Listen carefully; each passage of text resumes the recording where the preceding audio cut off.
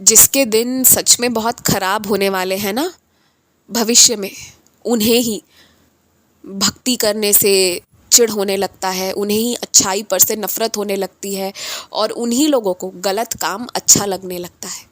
और अगर गलती से एक क्षण भी तुम्हें गलत चीज़ें अच्छी लगने लगे और अच्छी चीज़ें बुरी लगने लगे ना, तो फिर तुरंत ही अपने आप को एक झटको मेरी सच्चरित्र का पाठ करो। तब तक करो जब तक तुम्हारा मन ये समझ ना जाए कि अच्छी चीज़ें अच्छी हैं और गलत चीज़ें हमेशा गलत हैं। क्योंकि अगर किसी इंसान का ज़रा भी ध्यान, ज़रा भी उसका प्रेम, ज़रा भी उसका झुकाव गलत की ओर हो रहा है ना, तो समझ लो उनके बहुत बुरे दिन की शुरुआत हो रही है।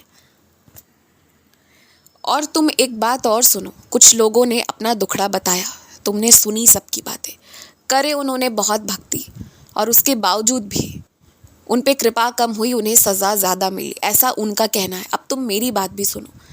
तुमने तो ये जाकर देखा नहीं कि उन्होंने क्या कर्म करे। उनकी भी गलती है, बहुत बड़ी गलती है। उनके गलती के कारण ही उनके साथ ऐसा हो रहा है। क्योंकि वो ऐसे लोग थे ना जिन्हें जब जो चीज़ सही समय पर दी जाती, उन्होंने कभी भी उस चीज़ की इज्जत सम्मान नहीं करी। मैंने जब जो दिया उस चीज़ का सम्मान ना करते हुए जो मैंने नहीं दिया है ना, उस चीज़ के लिए मुझे गिनवाते रहते। कभी कभी तो मेरी शिरडी में बैठकर मुझसे लड़ते रहते जो मैंने नहीं उस वक्त दिया है। और जितनी हज़ारों लाखों चीज़ें मैंने दी है ना, उसको वो एक तरफ छोड़ देते थे। यहाँ तक कि अपने रिश्ते तक को, उस पर भी वो ध्यान नहीं देते थे।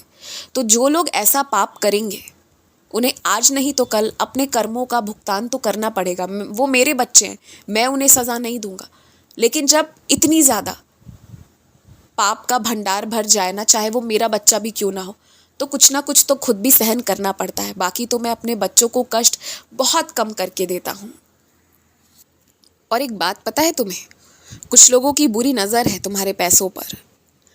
इसलिए तुम कोशिश इसी बात की करना कि सोच समझकर अपने पैसे निकालना। अपने पैसों पर दृष्टि मत पड़ने देना किसी की। कुदृष्टि से बचकर ही रहना चाहिए। और कुदृष्टि से बचने का एक सीधा सा तरीका ये है ना कि जो भी है उसे गुप्त रखो। पूरी दुनिया में बताने की ज़रूरत नहीं है।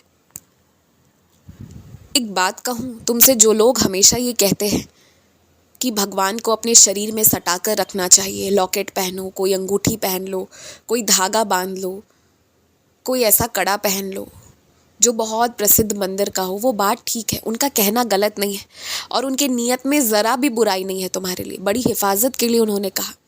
लेकिन अगर तुम्हें ये सारी चीज़ें धारण करना अच्छा नहीं लगता है ना, तो तुम मुझे कहीं धारण मत करो, केवल अपने हृदय में लगातार धारण किए चलो।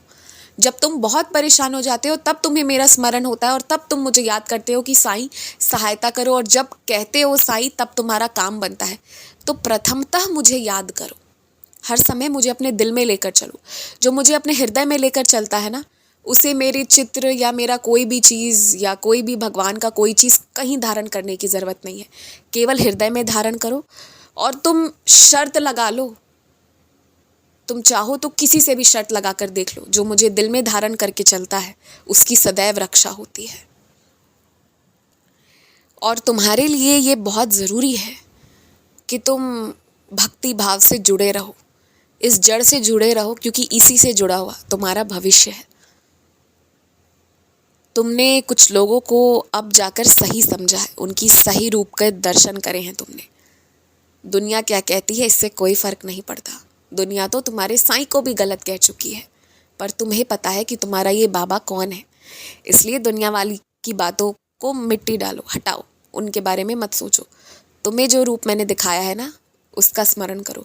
तुम्हें बहुत निकटतम समय में बहुत बड़े दरबार से बुलावा आएगा और किसी ऐसे इंसान का तुम्हारे सर पर आशीर्वाद होगा ना, जो तुम्हारे किस्मत को बदल कर रख देगा। देखते जाओ, ये सब मेरी कृपा से होगा, तुम्हें किसी से कुछ नहीं मांगना पड़ेगा। खुश रहो, मुस्कुराते रहो। बहुत दिनों से तुमने प्रेम से कुछ बनाकर मुझे नहीं खिलाया है, मुझे तुम खिलाना। और मंदिर में मैं तुम्हारी राह देख रहा था, आए क्यों नहीं तुम? आया करो। खुश रहो।